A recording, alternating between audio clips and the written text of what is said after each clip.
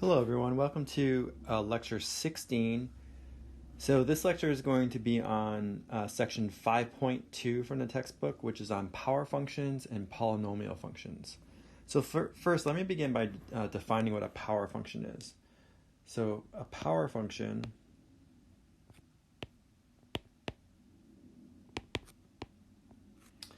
basically has the following form. Okay, so a power function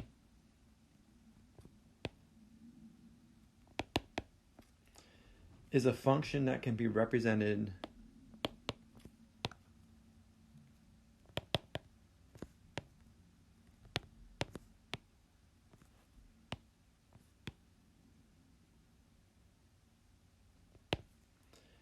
in the form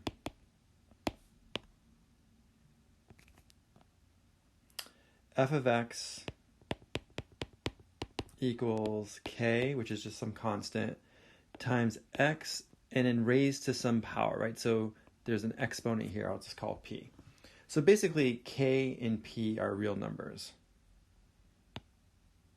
So where k and the exponent p are real numbers. So what are some examples of power functions? Well, anything that fits that form, right? So if we have something, say, some of the obvious ones like, f of x equals x, that would be a power function, right? Well, in this case, the exponent is a 1, right? Or maybe f of x equals x squared or x cubed, right? These are all power functions. But because the exponent can be any real number, even a constant function, let's say f of x equals 3, that is also a power function because you can write this as 3 times x to the 0. Remember, anything to the 0 power is equal to 1. So a constant function is also really, in theory, a power function. Other such power functions, well, some of our toolkit functions, right? Like the reciprocal function, that's a power function because I could write it as x to the negative 1. Or the reciprocal squared. Again, I could write this as x to the negative 2, so where my exponent is negative 2. Or even like the square root, right? Or the cube root function. So remember, square root, I can write it as a rational exponent or a fractional exponent. In this case, it'd be 1/2. Okay, and then cube root, same thing.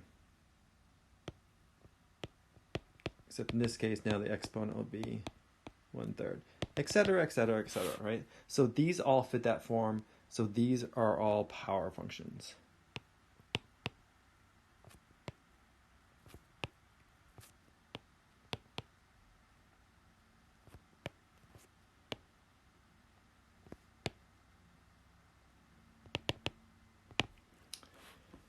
Okay, so what I want to do first is I want to focus on some simple power functions that have just a non-negative integer in the exponent. And actually, I want to start with them being even integers. Okay, so let's look at that. So let's look at these functions. Let's say I have f of x equals x squared, f of x equals x to the 4th, f of x equals x to the 6th, f of x equals x to the 8th, and so on. Okay, so in this case, the exponents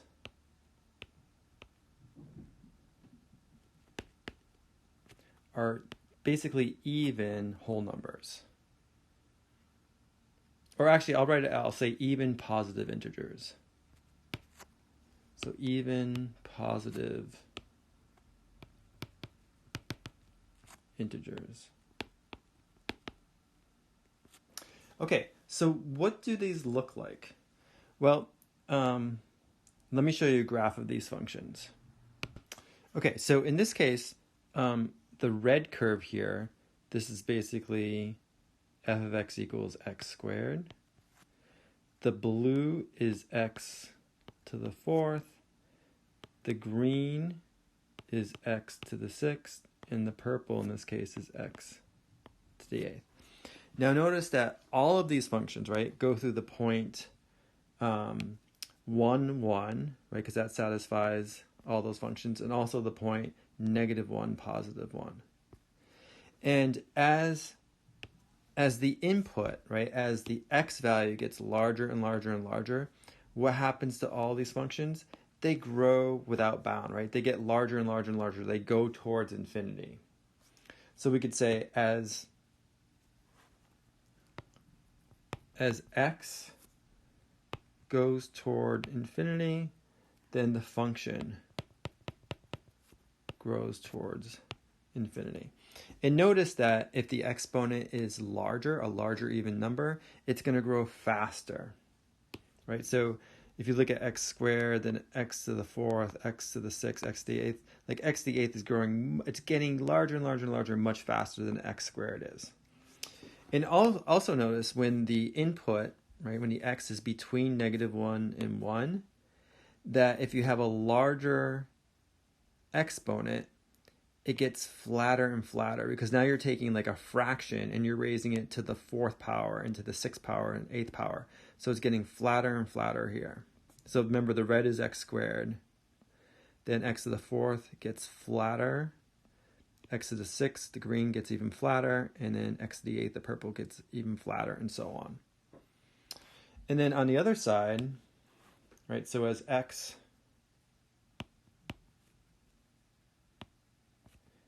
approaches -infinity, so as this value gets smaller and smaller and smaller towards -infinity, what happens? Well, the function also grows towards positive infinity. So f of x, the function, grows towards positive infinity. Okay, this is called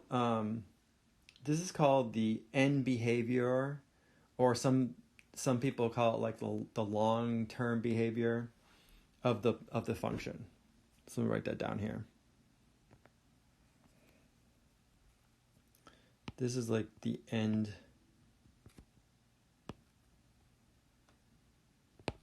behavior. Again, other books might use like the long run behavior.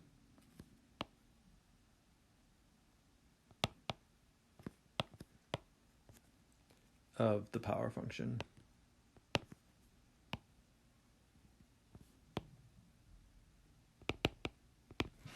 So again, if the exponent is an even positive integer, as x goes to infinity, the function goes to infinity.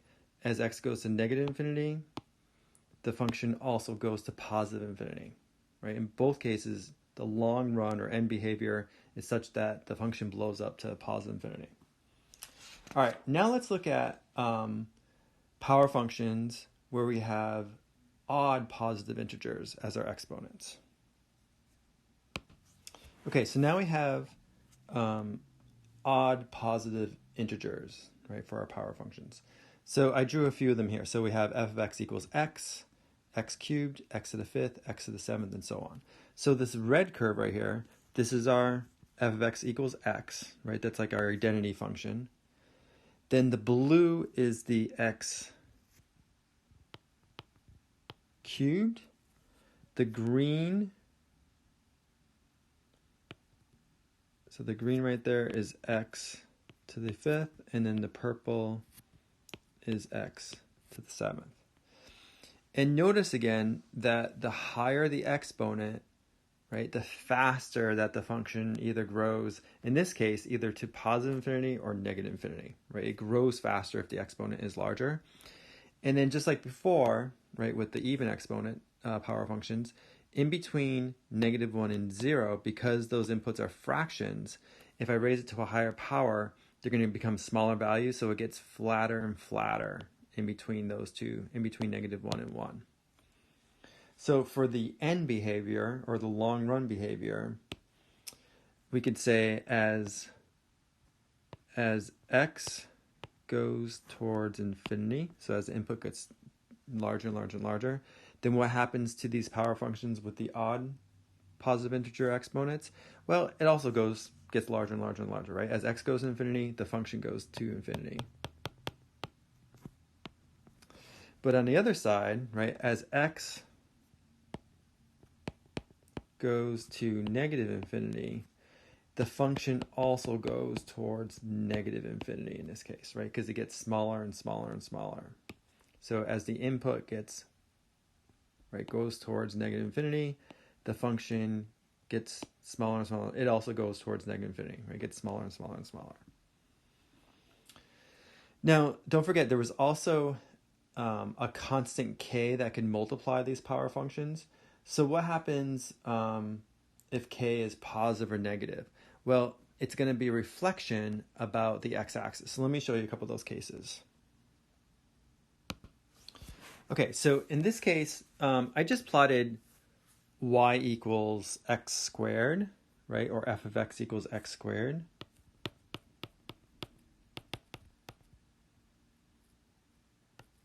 Now, this will also be true for any even positive integer, right? It'll look flatter. So this graph, the only difference would be the graph would be flatter between -1 and 1, and it would grow faster, right, when x is greater than 1 or less than -1. But I just want to talk about the coefficient, the k. So in this case, right, the k, since it's just x squared, the k is equal to 1. So you see that the parabola, that function opens upward. And that's always going to be the case if k is positive, right? So if k is greater than 0.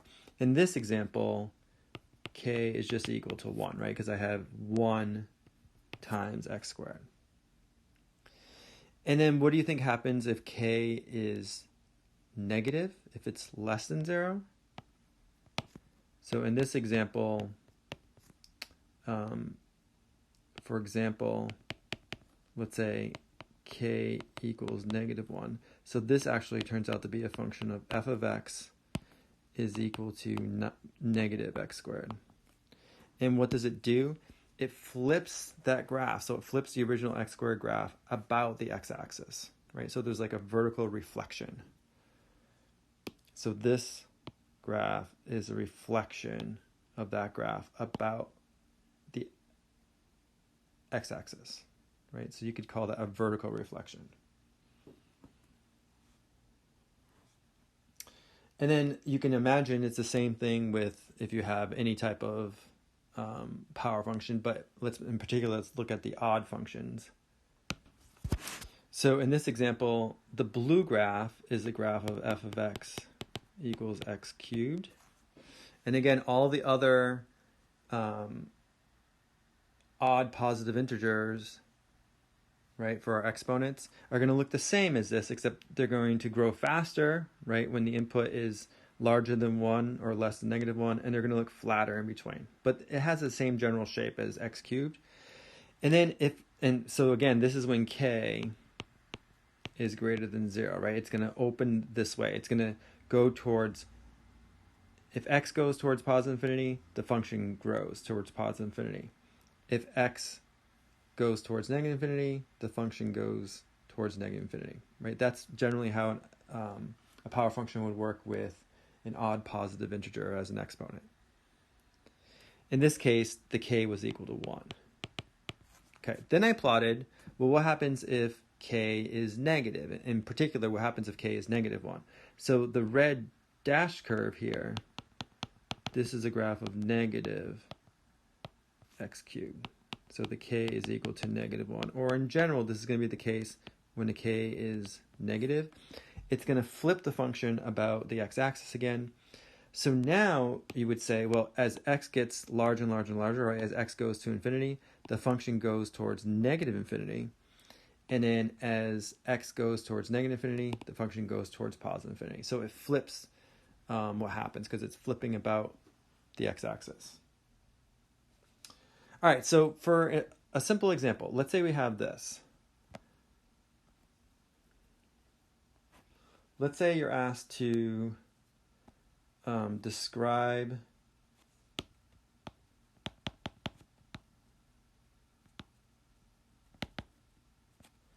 the end behavior Remember, it's also called the long run behavior.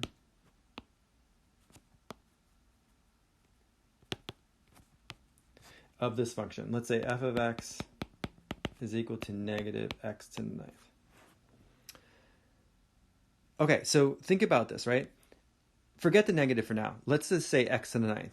Well, since it's an odd positive integer for my exponent, we know that the graph is going to look something like this, right? Just the x to the 9th. It's going to look like an x cubed, but it's going to be flatter here. Something like that. And then what does the negative do? So this would be like x to the 9th. What does the negative do? It flips it about the x-axis, right? It's a reflection about the x-axis. So now it's going to look like this. So now we can just from looking at that graph, or you can do this in your head, we can imagine what's going on, right? So as x goes to positive infinity, what's happening with the function? Well, it's going towards negative infinity, right? So the function, the negative x 9th, is going towards negative infinity. And as x goes towards negative infinity, the function is going towards positive infinity. Right? It's exactly the reverse of what x to the 9th would be, because the negative flips it. Okay, so next what I want to mention are polynomial functions. Okay, and they're kind of related to power functions. So, polynomial functions.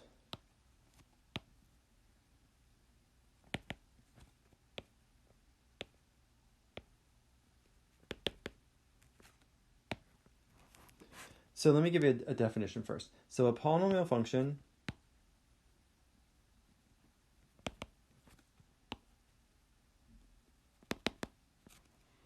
is a function that can be written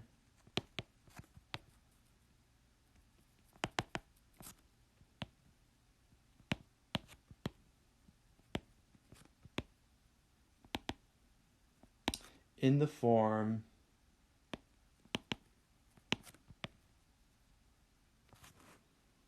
f of x is equal to a sub n x to the n plus a sub n minus 1 x to the n minus 1 plus dot dot dot all the way to a sub 2x squared plus a sub 1x plus a sub 0, which is just a constant. And the n's here have to be non-negative integers.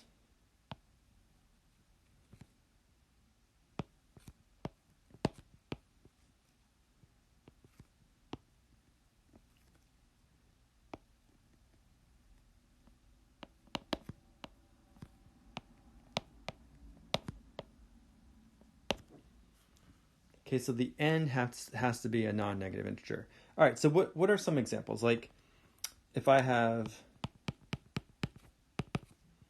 negative 2x to the 5th minus 3x squared plus 5x minus 17.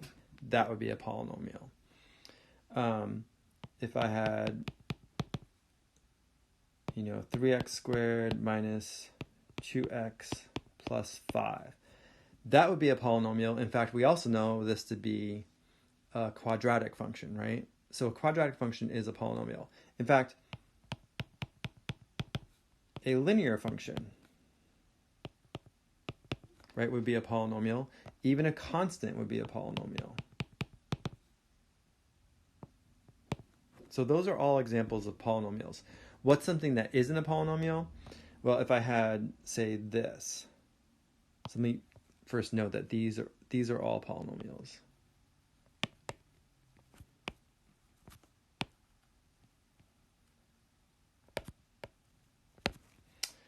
What if I had f of x equals 2x squared plus 1 over x?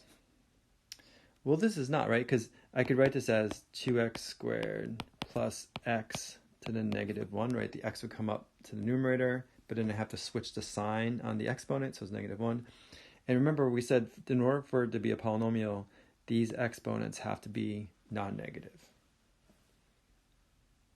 Okay, so you have to be careful like what actually represents a polynomial. Now, there's some like terminology associated with polynomials. So the degree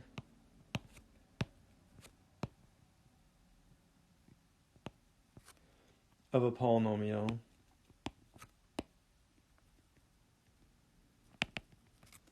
is the highest power of the variable that occurs in the polynomial.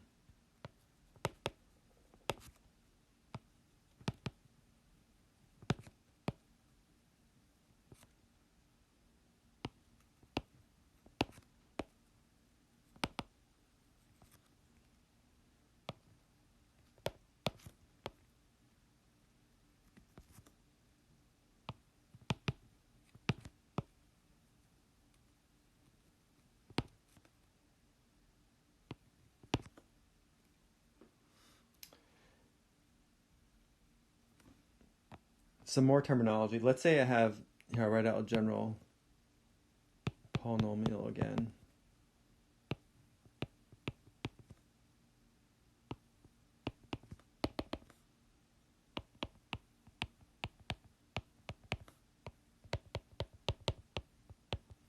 So this first term, right, with the highest degree, this is called the leading term. So the term of highest degree. So the term that has the highest exponent, the largest exponent.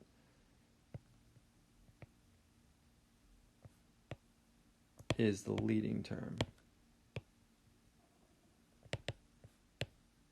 of the polynomial. The n here, right, is the degree of that polynomial.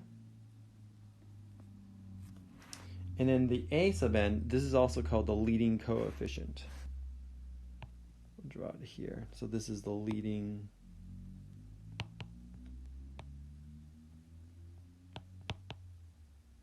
coefficient.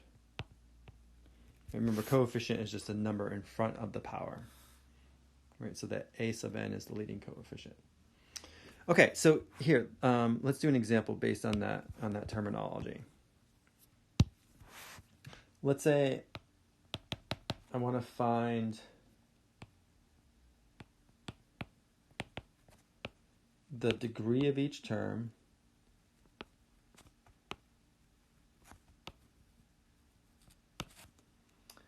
then find the degree of the polynomial.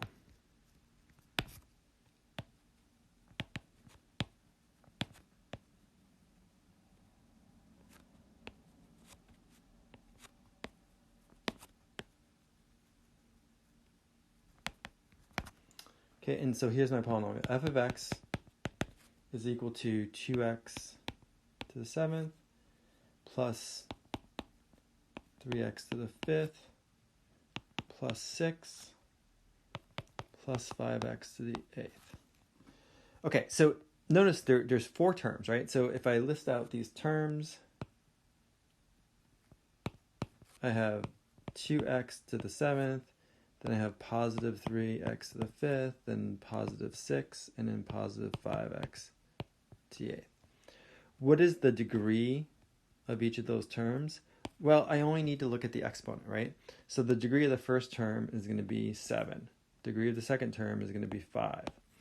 The degree of a constant is always going to be 0, right? In fact, if you wanted to, you could think of this, no one ever writes it this way, but you could think of it as 6x to the 0. Because remember, x to the 0 just means 1. So the degree of a constant, just remember that's 0. And then degree of the last term would be 8. So what is the degree of this polynomial? Well, remember, it's the highest degree, right, of any of the terms. So in this case, this is an 8th degree polynomial. So this is an 8th degree polynomial. And usually, you write the polynomial you write all the terms in descending order. So from the highest exponent down to the constant. It doesn't have to be, but usually you write it in descending order. So if we do that, in this case, we could rewrite this as 5x to the 8th plus 2x to the 7th plus 3x to the 5th plus 6, right? So I'm just writing it in descending order.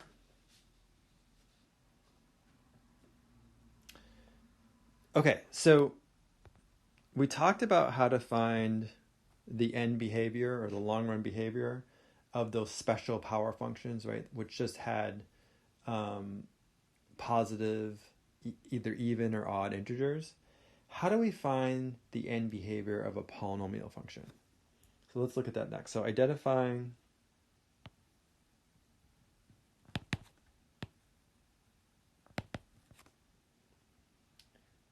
the end behavior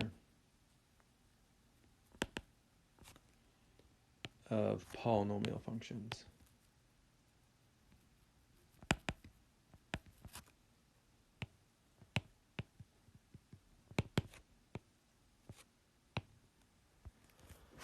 Okay, here's the key thing.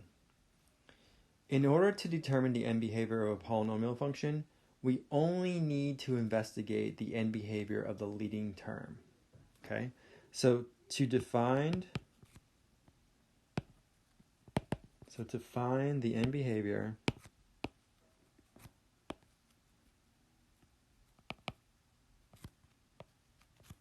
of a polynomial,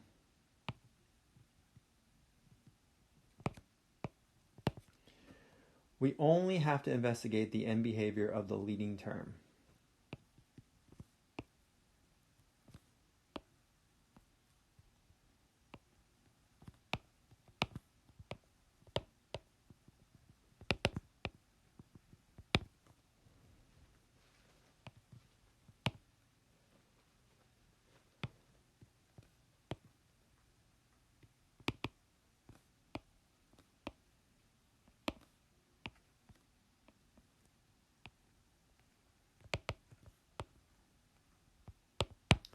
Okay, so let me give you an example of that.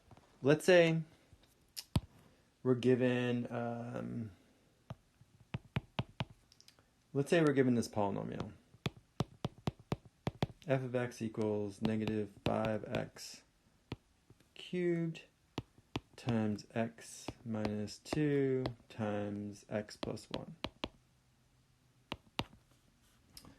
Okay, we could expand this entire thing out. In fact, you don't really need to do this, but let's do it for the first one here. So if I expand this out, right, I'm going to multiply x minus 2 times x plus 1. So I have to FOIL this out, right? I have to multiply this out. So this gives x squared plus x minus 2x minus 2. So this is going to be x squared minus x minus 2.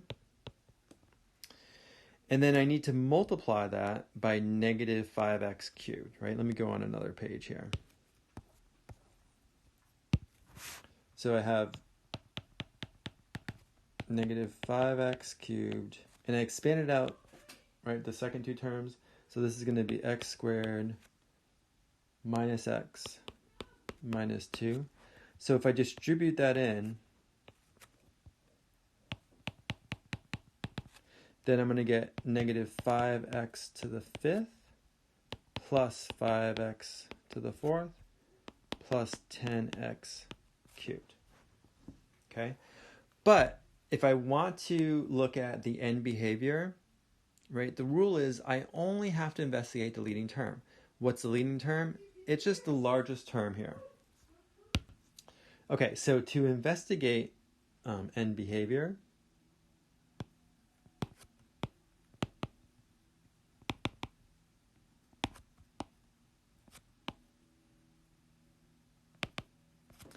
since we only have to look at the leading term, then we can say that f of x is approximately, like, it looks like a negative 5x to the 5th, right? Just have to look at the leading term when we're dealing with end behavior. Because remember, end behavior is when x gets really, really, really large or really, really, really small. It turns out these smaller terms, right, anything with a smaller exponent here, are not going to matter. This term is going to dominate. When the input, then the x gets really, really large and really, really small. That term dominates. Okay, so remember what this looks like, right? If we plot x to the fifth, it's an odd power function, right? Because the exponent is odd. So remember that normally would look like this. And of course it gets flat here. But then the -5 is going to flip it and stretch it. All we have to know is the fact that it flips it, right? So that's going to look like this. Oops, that's not drawn very well. So something like that. So now we can determine what's going on here, right? As x goes towards positive infinity, the function, our entire polynomial now, right, only goes towards negative infinity.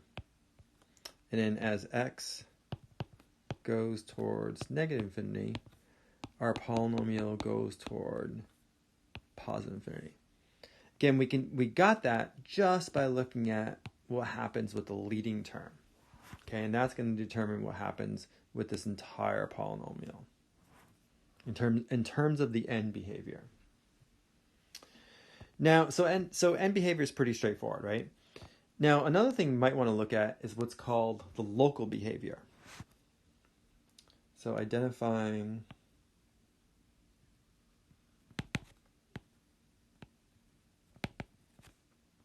local behavior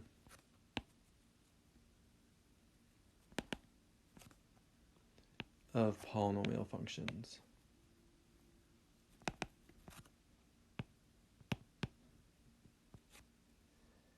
So this is like the opposite, right? Remember, end behavior or long run behavior is when x, the input, gets really, really large or really, really small, approaches infinity or negative infinity. But local behavior is like what happens locally. What happens, when the function, when the graph either turns or like crosses the x-axis or crosses the y-axis. That's going to be the local behavior. So like the things that we're going to be interested in this class will be the following. Let's say this is your polynomial function.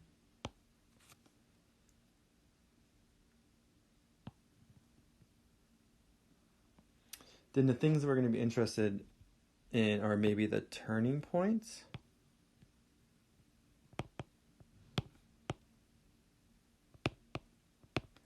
Right, this is another turning point.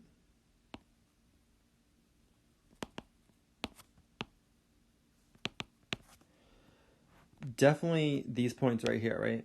This is the y-intercept. That's where the graph of the polynomial crosses the y-axis. And then these 3 points are the x-intercepts.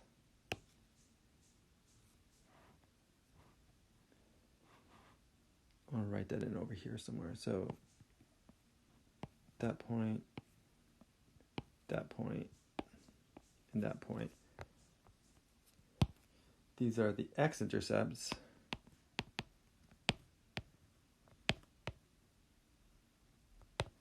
And actually, the x component of the x-intercept, or the x value of the x-intercept, is also called the root, or the zeros. So sometimes you'll refer to these as the roots, or zeros. But these really just refer to the x values, right? Remember, the x-intercept is going to be x, whatever the x value is, comma, 0. The roots of the zeros just refer to whatever the x value is. Okay, so here's an example. Let's say I have this.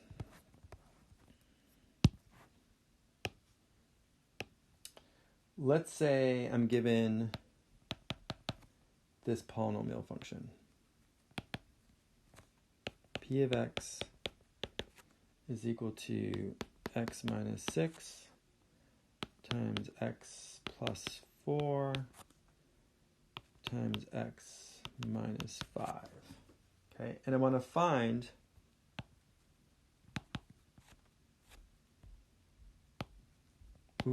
some local, like what's going on locally, right? Some local behavior variables. In particular, I want to find the p-intercept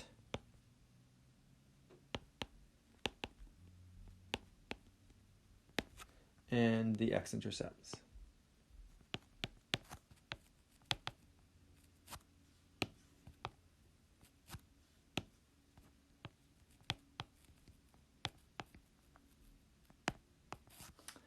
Okay, so how do I find the p-intercept? Well, the p-intercept is like our y-intercept, right?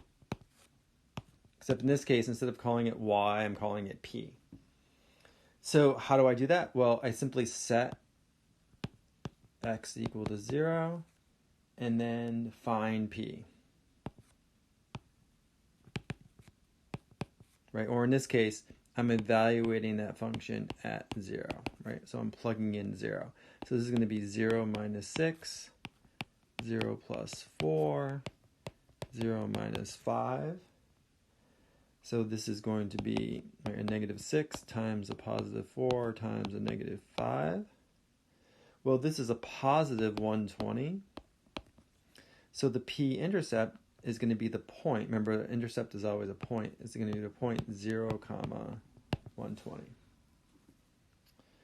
Okay, what about the x-intercepts? Well, now I set the function equal to 0, or we could say set p equal to 0, and solve for x. So this is, in general, this is difficult to do, right? Because the polynomial could be quite complicated. So let me write this down first. Set p equal to 0, solve for x. But in this case, I gave it to you basically in factored form. So you just have x minus 6 times x plus 4 times x minus 5. You set that equal to 0, right? So the p is 0. And now solve that for x. Well, since it's already in factored form, right, one possibility is that x minus 6 is equal to 0. Well, that's going to lead to the solution x is equal to 6. Another possibility is x plus 4 is equal to 0. That's going to lead to the solution x equals negative 4. And another possibility is x minus 5 is equal to 0. And that's going to lead to the solution x is equal to 5. So actually these values, x equals 6, x equals negative 4, and x equals 5, these are called the zeros or roots. These are the roots or zeros. And then if we want the x-intercepts, really we would write, so for the x-intercept, it's almost the same, but we'd have to write it as an ordered pair, right? A point, it'd be 6, comma 0, and then negative 4, comma 0, and then 5, comma 0. So the x-intercept really is a point, and then the roots or zeros are just the x values. All right, and typically what I will do, at least in this class, is I will give you everything nicely in factored form, or if it's not, it'll be something that's easily factorable, right? It could be, a quadratic function or something that you can easily factor. Okay, otherwise it'll be factored form like this, and you can pick out those zeros quite easily. All right, there's one other thing in general for polynomials I want to mention here. So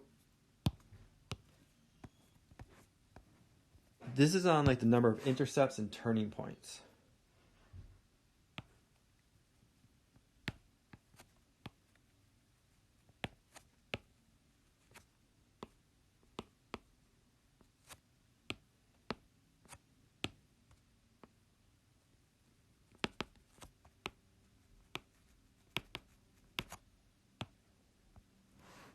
So a polynomial of degree n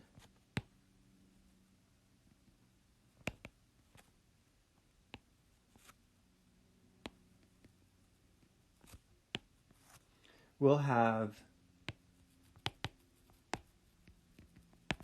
at most n x-intercepts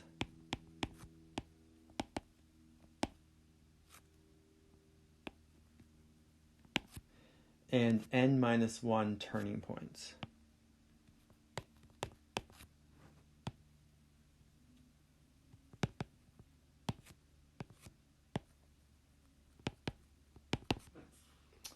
Okay, so what does that mean? Let me give you a couple of graphs, and you tell me the least possible degree of these polynomials. So I'll write it this way. What is the least possible degree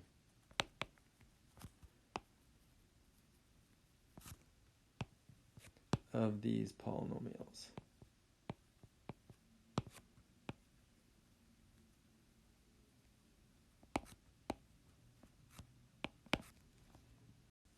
Okay, so again, we want to figure out what is the least possible degree of these polynomials, these three polynomials. So if you look at this first polynomial here, well, it looks like there are three